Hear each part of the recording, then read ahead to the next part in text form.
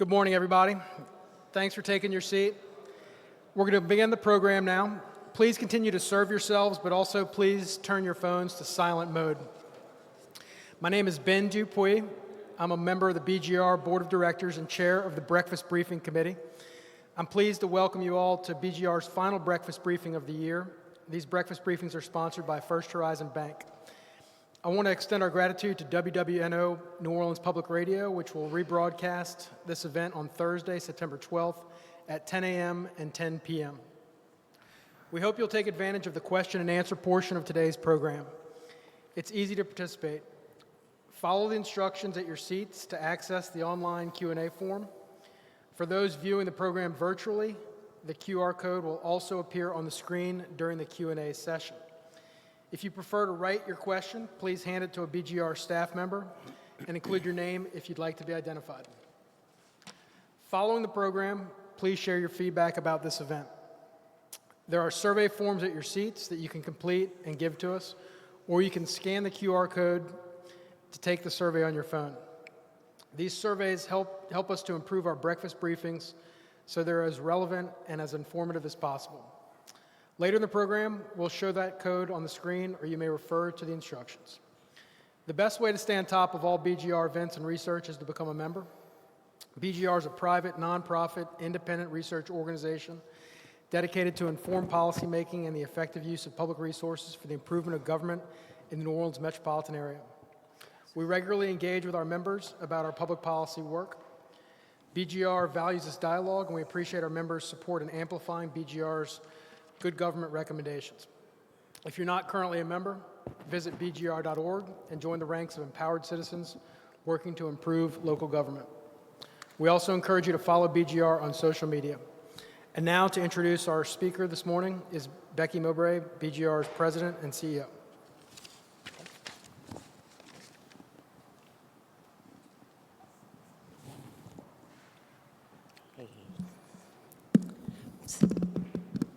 Thank you, Ben. I'd like to express our gratitude to First Horizon Bank for its generous sponsorship of the BGR Breakfast Briefing series again this year. Your support allows BGR to make these events free and available to the public. We really appreciate it.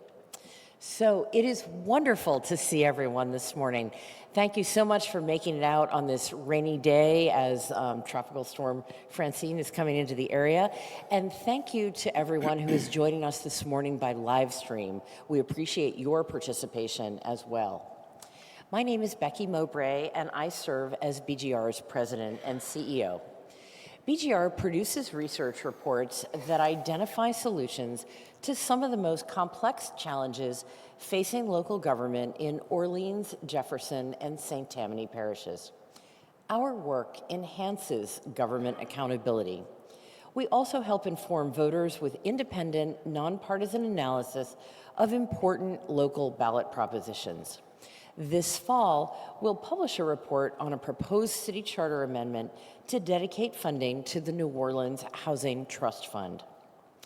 BGR began this year releasing online property tax dashboards for Orleans, Jefferson, and St. Tammany parishes. These dashboards help residents understand how their taxes are set and where this money goes. We also sent a letter to Governor Jeff Landry urging him to keep Louisiana's Coastal Protection and Restoration Authority as a separate independent agency. This spring, we used our extensive research on the Sewerage and Water Board to advocate for change in the utility's flawed governance structure. And we wrote a letter to the New Orleans City Council summarizing BGR's guidance on economic development incentives. We also alerted the public to an undisclosed agreement to change the terms of the New Orleans firefighters' pension. Our report included recommendations about what information should be scrutinized before any changes to that agreement are contemplated. And last week, we released a report examining the results of the 2019 Fair Share funding deal to direct new tourism taxes to infrastructure needs in New Orleans. This report is highly relevant to our discussion today, and copies of the report are on the registration table if you're interested in taking a closer look. BGR's breakfast briefings advance our mission by allowing citizens to hear directly from government officials and experts on public policy issues vital to the greater New Orleans area. We will post a video replay of today's event at bgr.org. Today's topic focuses on advancements being made at the Sewerage and Water Board. We will update the operational and infrastructure problems still being faced on the path to better water, sewer, and drainage systems for our city. BGR has also written extensively about the Sewerage and Water Board's governance structure, which has historically frustrated progress. We oppose the concept of a state takeover this spring, arguing instead for a more effective local oversight by the City Council. This position followed our letter last December recommending that the City Council adopt a formal process to evaluate the city's funding requests. We believe that this change would strengthen accountability and improve council decision-making on critical infrastructure functions. Finally, BGR is focused on keeping you informed. Our new Fair Share report, for example, follows the money, more than $30 million a year, most of which goes to the Sewerage and Water Board. And we found that an effective citizen-led oversight structure for the utilities' fair share dollars, and we made several recommendations to strengthen that deal.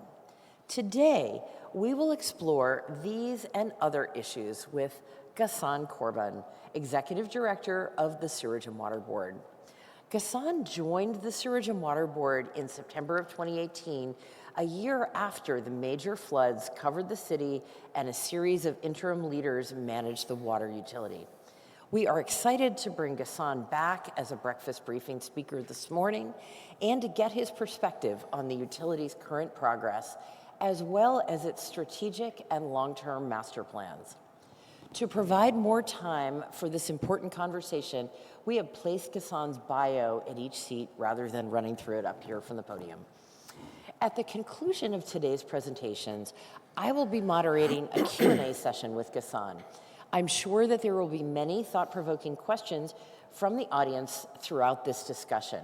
To submit a question, please use your phone to scan the QR code on the screen or the printed instructions at your seat. This will take you to the online form at bgr.org/QA where you can type your question. And please include your name if you'd like to be identified. We'd like to note that the views expressed in this program are those of our speaker. Please join me in welcoming Ghassan. And Ghassan, maybe you could start with a little bit of tropical storm updates since I know that's on people's minds. So thank you.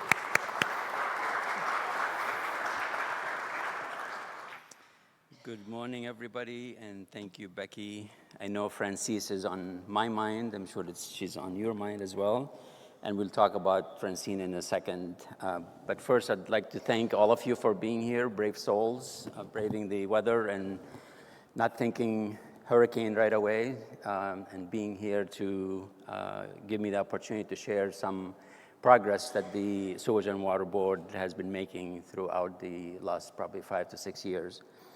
I do want to take a moment and acknowledge the work that BGR does in general. I love the attention they bring to the city in terms of policies, and especially when it comes to relevant topics to the Sewerage and Water Board. I do welcome your attention. I hope it continues to be at the same level, and I hope you continue to influence policy making relative to the Sewerage and Water Board. So keep up the good work, Becky and staff. Very much appreciated. I do also want to acknowledge the board of directors. One of them is here, our President Pro Tem, Poco Slas, who's been a staunch supporter of myself and my staff and leadership team, who I want to also acknowledge. Some of them are here. Most of them are not for obvious reasons. They're preparing for the storm, and they're doing what they need to do. I stand on their shoulder every day. I'm going to be obviously showcasing some of the accomplishments, and it's all happening because of the work that they do and the work that all our staff does each and every day. We have a group of customer service folks here who battle with our issues every day. If they face our customers, they try to treat them the best we can. Do right by them every day, and sometimes it's lost on people that we show up to work to do right by our customers. So let's talk about Francine. It's coming. You all have your own apps, and you know exactly what's going on. It's likely to hit the city of New Orleans sometime tomorrow afternoon or maybe evening. It's likely to bring us a lot of rain. And a couple of the ways we measure our preparation, having the most mechanical drainage system in the nation, if not the world, we rely on pumps. And one way to measure whether we're ready or not is how many pumps are operational and ready to be used if needed. So currently we have 90 of 99 drainage pumps across 24 pumping stations throughout the city. That's a good place to be, not ideal. Obviously, we want to have access to all 99, but it's almost invariably is not the case because there's always a pump or two that are down for preventive maintenance or what have you. So they'll always have some down, but we're in good shape. The next way to measure is our ability to power these pumps. And then today we stand with 70 megawatts of power. This is self-generating power or using energy through some frequency changers, about 10 to 12 sources of power that get us to that number. This is probably one of the highest numbers we've seen in long time. Becky mentioned the 2017. At that time, they probably had maybe 7 megawatts. So we are in a very good standing in terms of having redundancy. We'll talk a little bit more about what the future looks like, but today this is the best that we can all really count on, and we're very happy. Few things that we do on routine basis, and obviously a bit more intensified as we prepare for any event like Francine. Obviously, we look at our staffing. We make sure all the pumping stations are staffed properly. We coordinate with key partners such as Entergy for obvious reasons, with the Flood Authority, making sure that we're coordinating our effort, especially in case of a surge where they have to close the gates and then we have to orchestrate our pumping with their pumping. Very critical coordination that has to happen. Obviously, we test all our generators. Not all the pumping stations are powered through our self-generation power, so we rely on Entergy. And in those cases, we test the backup generators, make sure that those are in working order should we lose power from Entergy. One key thing we do is we draw down the canal levels to make sure that we give ourselves more time and capacity on the front end of a storm. So all in all, we're ready. We're set. Whether it's a named storm or not, this is this is a fairly routine process for us, and we are in good standing. So what I'd like to do is talk a little bit about, I was here 5 years ago. It was probably the first time I publicly and as transparently as I could be share with you my evaluation of the utility. It was, we were triaging, we were stabilizing, but we were in very, very bad shape, to be honest with you. Financially, there was no leadership. It was not in a good place, utility. And then since, a lot of things that we've done that we're under and that we could influence, but if you look at the last 5 years and things that have happened outside our influence, you look at the COVID years, in terms of, stalling us. I truly believe we would be 1 year ahead in terms of all the things that we were delivering in 25 could be delivered this year. You look at the the Hurricane Ida and sustained damage that we got. We're recovering as we speak from it in terms of repairing a lot of things that were damaged because of it. And you look at all the federal rules that are coming our way that are mandating specific requirements that will put us, obviously in a tough place in order to meet those requirements that require a lot of funding and a lot of good execution. And obviously we face a new threat that really didn't exist in our world for a while, which was the saltwater intrusion. So all this is happening as we obviously try to think ahead and create a vision. So the first thing that we did, that we think we are in full control of, is to kind of take a collective inward look of the utility, reaching out to as many of our employees, and there was a very honest inward look of where we are, and there was a universal understanding and commitment that we are not where we're going to be, and we know where we need to go. So that became a stepping stone for us, a guide for anything that we've done since then. So it's been a very critical first step, again, to bring collectiveness to what we need to do as a utility. It's not just one or two leadership team members saying this is what we're doing. This is more universal, which was very critical. So by far, one of the first things that happened to us that probably was the most critical and most impactful was the fair share deal that Beckham just talked about in a minute. And I know there's a lot of members on that infrastructure advisory board that serve and have been extremely supportive of this deal. But this is a deal that struck with the mayor and the tourism industry to bring new money. And keep in mind, this is a city that serves about less than 400,000 citizens, but we serve about 17 million visitors every year. So our infrastructure is built to accommodate that influx and the up and down in terms of demands. And it made absolute sense for the tourism industry to help us out with investing in our infrastructure.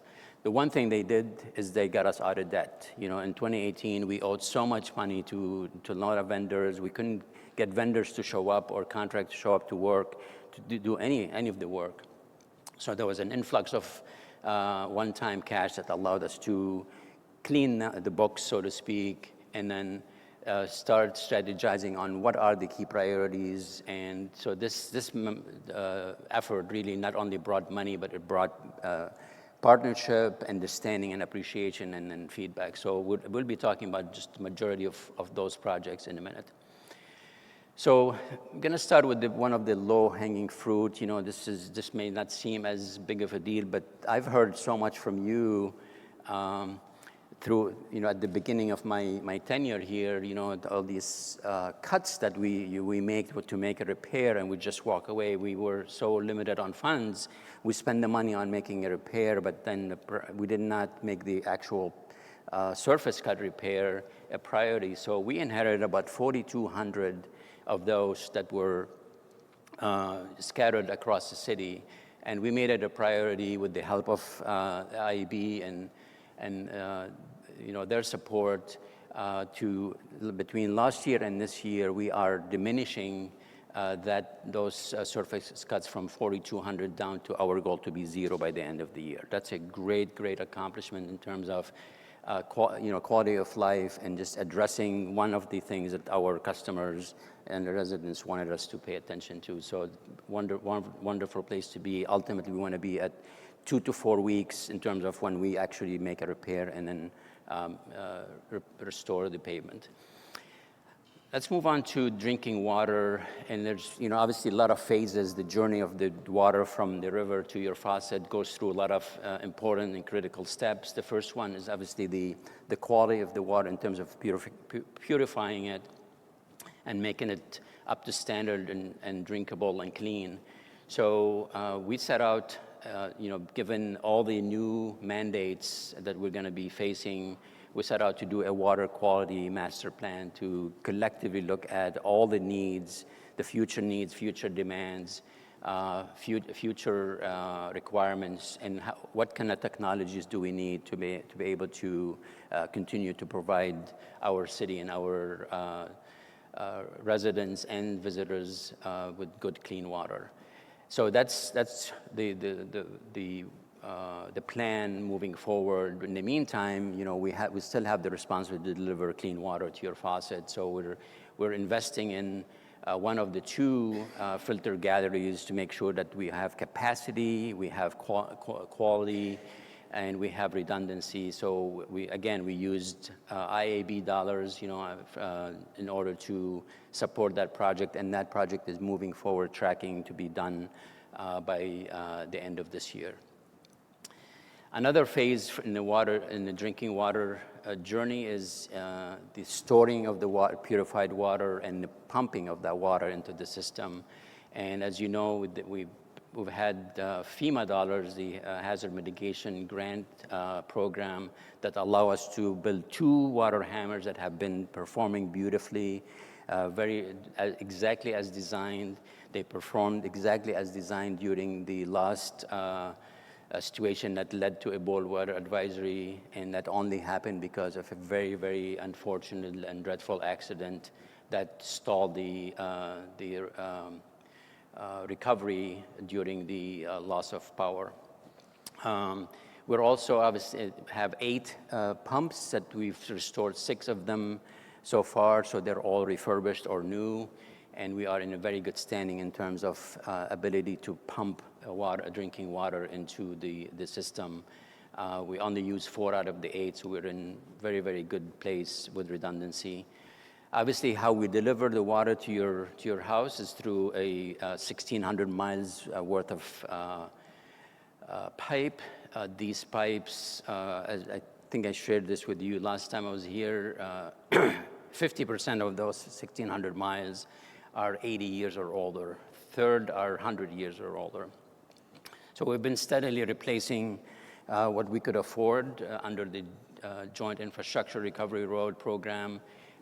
We've replaced about 100 miles. So we moved 100 miles from the, maybe 100 or 80 down to 0 to 25. So this is very, very good first step. Nowhere near what we need to do in order to improve the quality of the delivery to your house. So we'll talk about that in a second. Another key project, we deliver water to your house. Then we send you a bill for it.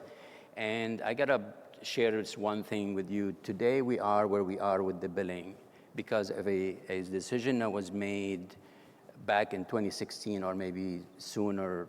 And I think it was a reverse decision where whoever made the decision decided to invest into the actual billing software rather than the smart meters or the actual meter, the ability to read consistent, accurate reads. We had started the pilot about 15, 17 years ago. It was very successful, but for some reason, that pilot and the good results did not, encourage the completion of the smart meter. So what's happening now, you have a system that can process a bill, but the information that is being fed is invariably, it fluctuates, it's not accurate, because we're relying on reading 140,000 meters a month manually, fraught with errors or opportunity for errors. So that's exactly where we are today.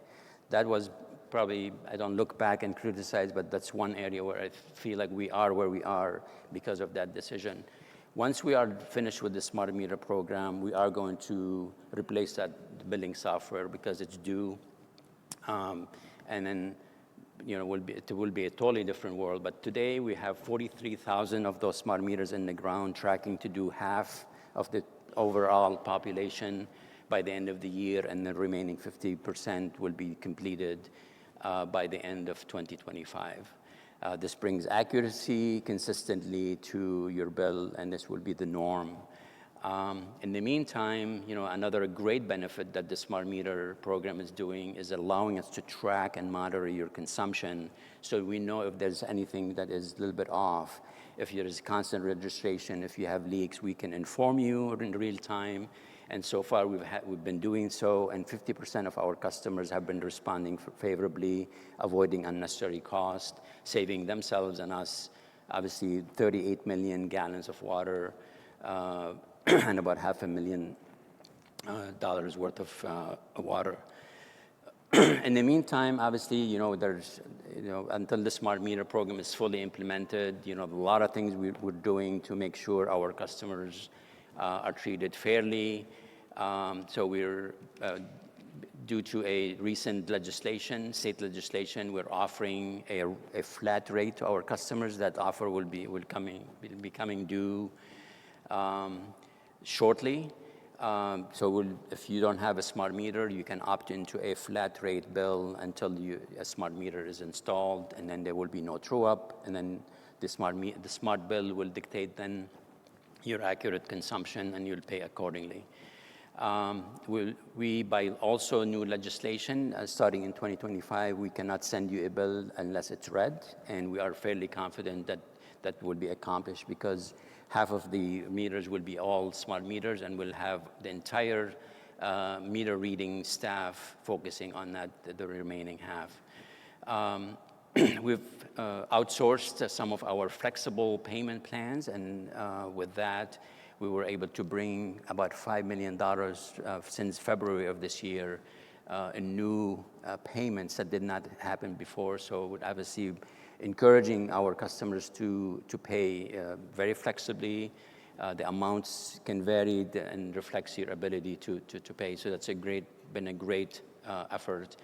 And then two more things that are happening in the billing world of the Sewage and Water Board is we're bringing arbiters that the state is funding, again, through another separate legislation to help decipher some of the current disputes. We're awaiting for that to happen, so hopefully within a month or so. And then lastly, the city council has been getting more involved in terms of bringing their own resources and consultants to help us decipher some of the disputes, avoid some of disputes before they happen. So we're working collaboratively on shaping what that looks like as we move forward. Moving into wastewater quickly, we've been under consent decree for many years. We're tracking to be in full compliance by the end of 2025. We've done about 270 miles worth of replacement in the sewer system. And just one quick tidbit about our ability to continue and be able to finish on time was our ability to get $275 million loan from an EPA. It was a very favorable loan that really, in comparison to the bond or the traditional way of getting money, saved us about $100 million in interest. So that had been critical in allowing us to be fully compliant by end of next year. I showed you this slide, and quickly, worth repeating, we have multiple sources of power that we need to cobble together to be able to find enough power to drive any of the pumps that we need during peak demand, which is about 40 to 44 megawatts. We have plenty of it, but it's still we're running on antiquated old equipment that are vulnerable, and that's exactly why we embarked on one of the largest infrastructure projects we've done in years, $300 million project to build a new power complex that consists of a substation that's owned and operated by Entergy that becomes the sole source of power to any of our needs in terms of drainage and drinking water pumping. Tremendous accomplishment, and this should have been done probably 20 years ago. It's here. The substation is fully complete. We are now building the rest of the components to allow us to use it, and that's slated to be done in the summer of 2025. Very cost-effective, clean, efficient, and dependable, and that will be what you rely on as a city for the next 50 years. Well, let's share a little bit about moving into drainage. The drainage consolidation has been on our mind for multiple years. It's finally here, again, through a state legislation requiring the city and the Sewage and Water Board to combine the drainage, the primary or the major and the minor drainage system. And now it's going to come under one roof, which is under the Sewage and Water Board. We're in the midst of negotiating or figuring out how much funding we need with the city, because that's part of their obligation. So that's moving on. This is happening at the same time where we're responsible for our major drainage system that lacks funding in the greatest way possible. I mean, you look at what we generate every year is about $70 million. We spend about 60 some of that. There's $10 million left for non-O&M. With that, we pay CELA debts for the Corps of Engineers, and that leaves us about $3 million to do capital improvement. So that would take us 300 years, basically, to fix our system. So obviously, that speaks to the needs and the priorities, moving in the future. One of our top priorities is to focus on stormwater fee, create a structure that brings more equity and fairness across how we collect money or a fee for the drainage services that we provide from everybody. Currently, only 62% of the residents pay for the services. Well, everybody in the city benefits from the services we provide them with no contribution to it. So if you look at the range of the dollars we're looking for, it's about a new $70 to $100 million additional dollars, so we can do both major and minor drainage adequately and in a much more high standard way. Upcoming priorities besides the stormwater fee is, focusing on drinking water. As you could see, we're going to launch the first lead service line replacement program. It's going to take us 13 years to do. We're mandated to get all lead lines out of the ground by 2037. So that's going to be a major undertaking. With the saltwater intrusion, we're going to continue to look for technology and for now temporarily and obviously later permanently manage any saltwater issue or challenge that we may face in the future. And then again, the 1,600 miles of water mains need attention. And we're hoping that once we're done with the smart meter program, we'll have a stable, maybe steady revenue more than we are now. And hopefully that will allow us to bond enough money to create a CIP plan for water main replacement. One top priority for us as well is our people, our best resources and assets.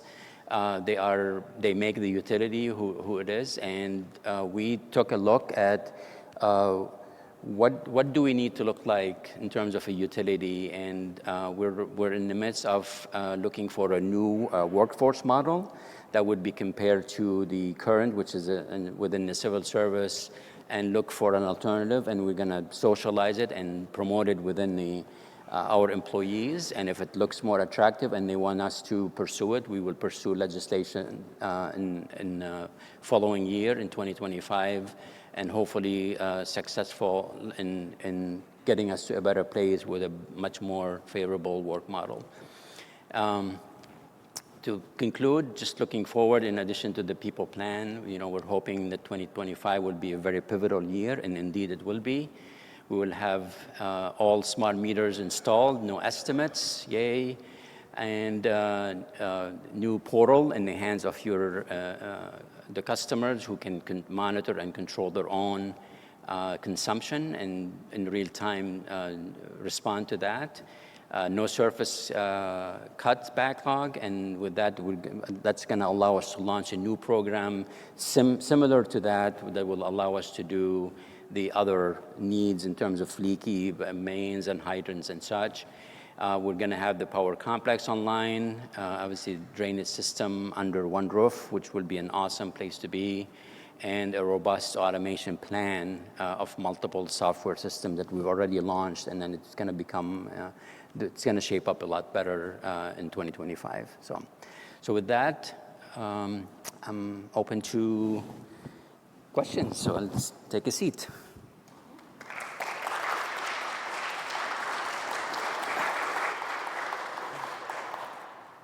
Very good. Thank you. There's so much to follow up on there. Why don't we start with some that relate to the weather that we're experiencing or maybe experiencing over the next couple of days.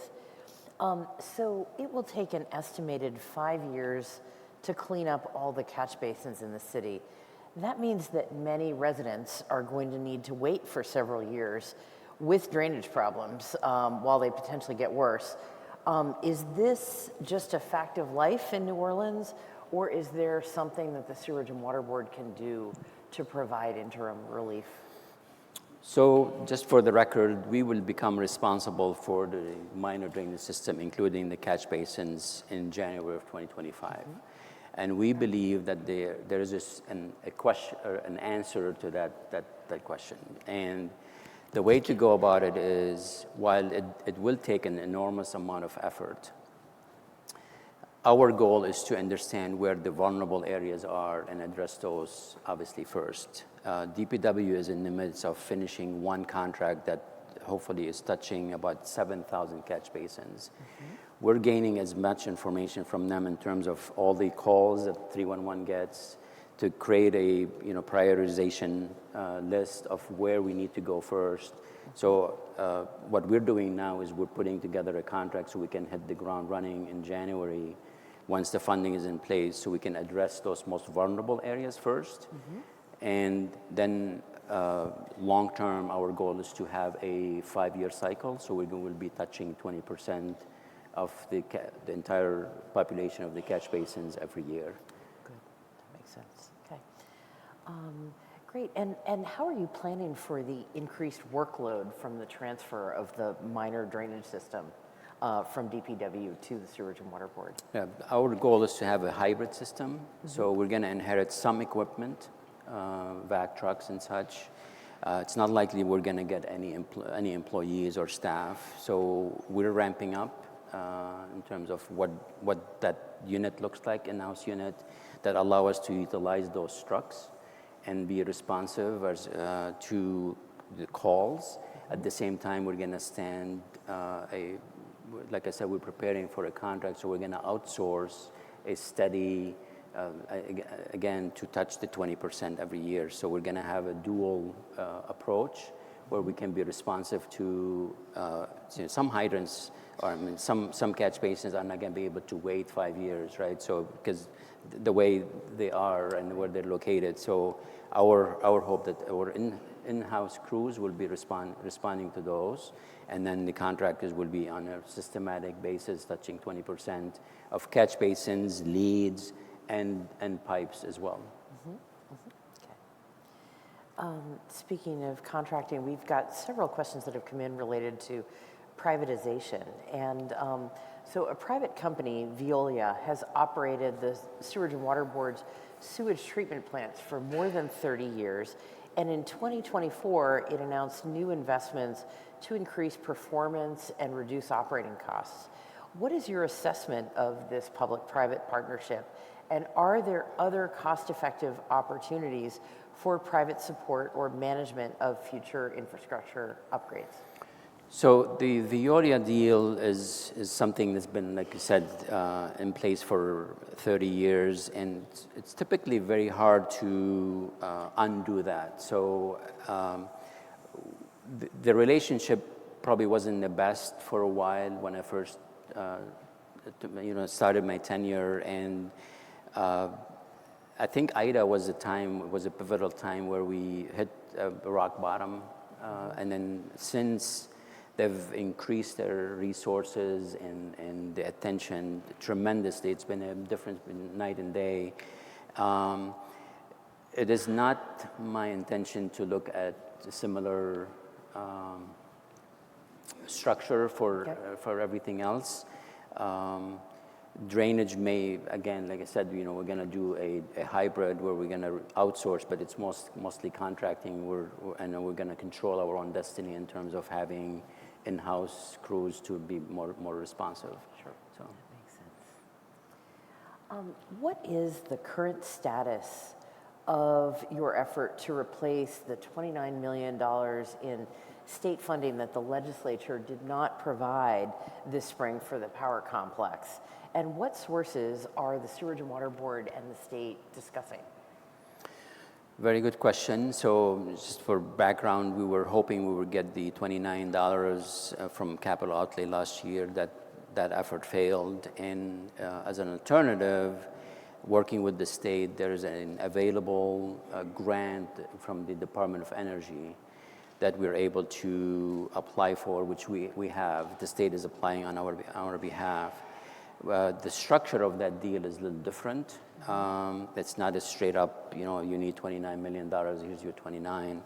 It comes in the form of a combination, a grant slash local share. So, and it comes with some added items that was not part of the original work. So long story short, we have about $34 million project now that the DOE would support 17 million.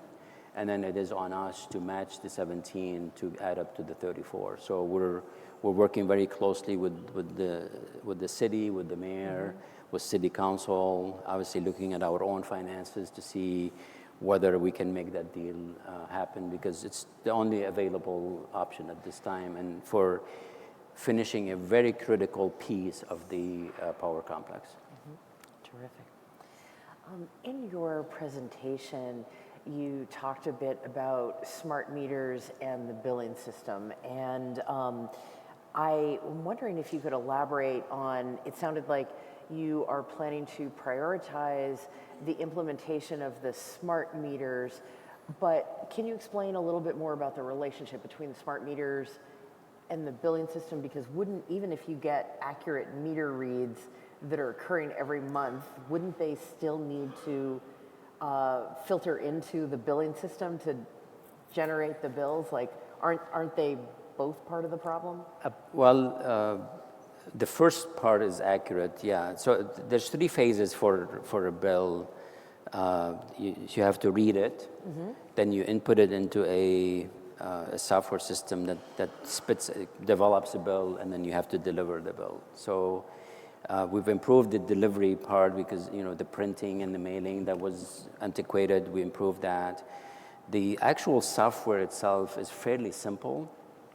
If you enter a simple bill, the formulas are, if you don't have to deviate or do anything unusual, it spits out an accurate bill invariably all the time. So good information in, good information out. Okay.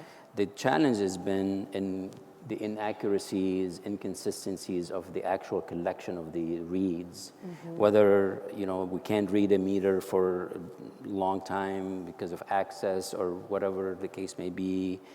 There's a tremendous amount of leaking that's happening on the private property, impacting and then spiking the numbers, misreading, inputting a read. There's a lot of opportunities for error, and then all these variations are causing this simple system to just manage this where it wasn't designed to do that. So we've been customizing and changing it and asking it to do things that it was not built to do, and which is creating all these issues. So I would never blame the actual middle part. I would blame all the inadequacies in the front end and not the way we collect the data. Okay. Hopefully that makes sense. And did I hear you say in your presentation that you're going to replace the billing system as well? Yes, and that's due to the fact that it's expiring. Our contract is expiring. It's a long, without getting too much. The technology is changing. The world is changing in terms of what those systems look like. So it's a great opportunity for us to open up the competition and see what else is out there. So just a organic and timing in terms of improving where we are here too, even though I don't think that's where the issue is today. Yeah. Okay. We have a question from a customer who received a Sewerage and Water Board bill that showed the number of gallons for sewerage exceeding the number of gallons of water. How is that possible? Well, it's not possible. Okay. So there's definitely, I mean, that's again speaks to the quality of the meters itself. I mean, we have meters that are 30 years old. So what I'm not sure exactly how that in the process this could have happened, but obviously today the only thing we can do is address that and clean it up and make the customer whole. Okay. So paper question from the audience. How much water is consumed by non-paying customers in New Orleans, like the state, the city, and federal buildings, things like the Superdome and the Convention Center? I don't have the exact number, but it's significant. Yeah. So generally speaking, what I say, we make twice as much water as we use because we lose so much of it in the ground. But we also have non-revenue water, which speaks to a lot of the free water that we give to many entities. And it's significant, but I'm afraid I can't tell you the exact number. But it's by law, by state law, and that's what we adhere to. And unless that changes, that story will continue. And do you know, is that the situation in other states, cities, and stuff as well? Is that normal that public buildings and things like that would be exempted from paying for water? It's not uncommon to have exemption and free water to some agencies. I think it happens here a little bit at a greater level for certain. I mean, the percentage, again, I wish I knew the number, but it's higher than usual. Yeah. Okay. So you mentioned in your presentation, you talked a little bit about your interest in a stormwater management fee. What is the status of the Sewerage and Water Board's proposal for a stormwater fee, and how feasible do you think it is to get such a fee approved? Well, I think it's very feasible, and I think it's 25 years overdue, quite honestly. I mean, if you look across the nation, just about every city that you can think of has a stormwater fee. I mean, it's not unique. It's not a new concept. Obviously, the transitioning from the millage which currently supports our drainage to a fee that's based on usage, based on square yards, or it's going to be a very tricky one. But the key here is to bring to the fold is a population of properties that use the benefit of our drainage system without paying a penny. I mean, they currently don't pay anything, and I think it's wrong. So at minimum, you need to create a structure that requires everybody in the city to pay into the service that we provide. So I do think it's feasible. I think it's a matter of a year or two. Combining and consolidating the drainage systems is forcing that conversation, and the dire need for investing. And I showed a couple pictures. I mean, we're at a critical point where things start falling apart, and we're not talking about how many 90 pumps. We're talking about lesser number of pumps. I mean, the failures are waiting to happen. So the city has to face up to that need and come up with a sustainable way to fund it. All right. We have a question about the water hammer, the new water towers at the Carrollton Water Plant. How many gallons of water do they hold? And on average, how much time do they buy you? And were they built smaller than their original design? Could we have built bigger water towers? Who knows? Probably, but I mean, there's always a balance. So I think they're adequately designed capacity-wise. They hold about 1.9 million gallons each, so almost 4 million gallons combined. And with both of them typically full at that 1.9 million gallons, they provide us about 40 minutes of time when we encounter a failure where they supply the system with water and pressure. Let's see. You referenced in your presentation new rules regarding like lead pipes and a deadline for getting rid of them. What has been done to date to help homeowners get rid of lead service lines in the city? And do you have an idea of what more is needed to, help get rid of those lead service lines and how that might be funded? So yeah, I mean a lot of information in this arena. So first thing we do is we sample for lead on a regular basis, and we make sure that we are well within the allowable levels. Those levels are changing. They're going to be lowered, and they're going to obviously trigger more action plan. They're going from 15 parts per million to 10. What we do also is we post on our website all the things that you could do to protect yourself without any investment in the actual, replacing the pipe. You can use a filter. You can flush your system on a regular basis. A list of instructions are available to all of our residents. We provide testing on demand. But overall, the permanent solution obviously is to remove all those lines.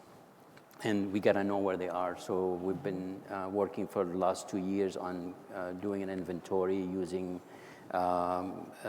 more like a machine learning modeling to come up with a number. And the numbers are scary high, to be honest with you, well north of 50,000 out of the 140,000. So it's going to be a tremendous effort. So by law, if you know it's lead, you call it lead. If you know it's not lead, you call it not lead. But in between, if you're not certain, you have by default assume it's lead until proven otherwise.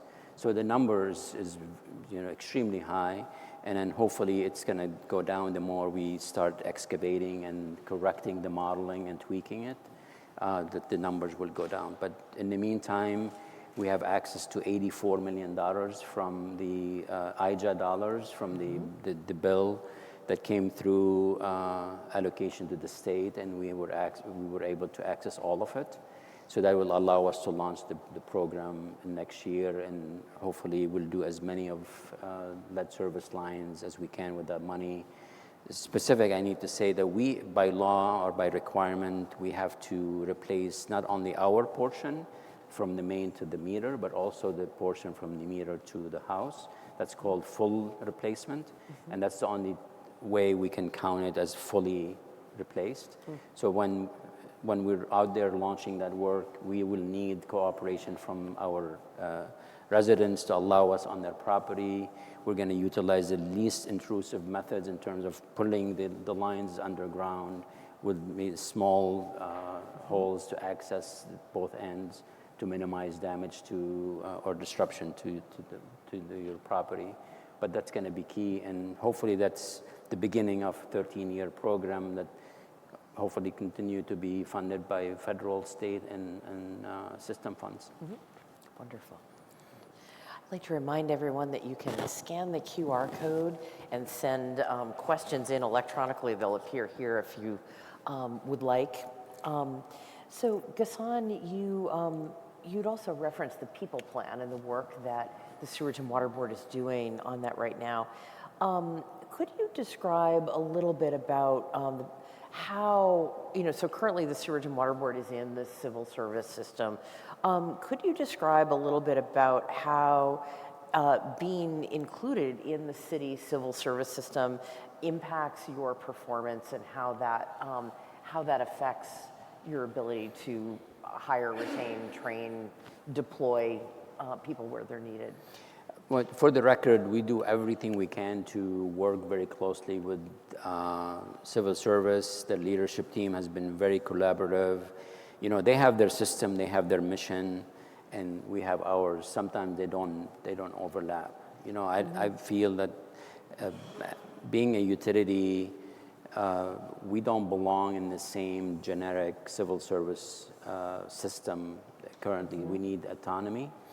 And it's the principle of it where we feel that if we need to create a position that we feel that's very critical to our mission or to execute a program, we need to go and convince civil service that we need it. And invariably they say yes. It takes a while to get that yes. Ultimately it's a yes, but then why do we need to go through that exercise if we know better in terms of what we need and how we need and how many we need and how much compensation we need to offer somebody to attract good talent for a specific position. So those are the kind of inherent conflicts where you just have to go through a process that we think it doesn't add any value. It just slows you down. So it's just a general conflict. Once in a while, there's a battle, so to speak, in terms of one position that we go back and forth, and we end up settling because that's the only way we can get approval. So just this underlying need to go to somewhere else to get approval for what you actually need, and we know what we need, and we don't believe we need to explain it or justify it to somebody else. That's just what it comes down to. Okay. Terrific. What is the current percentage of water that is lost to the streets right now that you produce, but that doesn't make it to people's taps in their kitchen? Yeah. Unfortunately, the non-revenue in general is well over 50%. But we will believe about half of that goes lost in the ground. There's some water that we know we lose, but it's intentional, whether we're flushing a hydrant for, let's say we have some turbidity, or we flush a hydrant to improve the quality. So that's water that's wasted, but it's serving a purpose. But to your question, there's about half of that water just goes in the ground lost. And,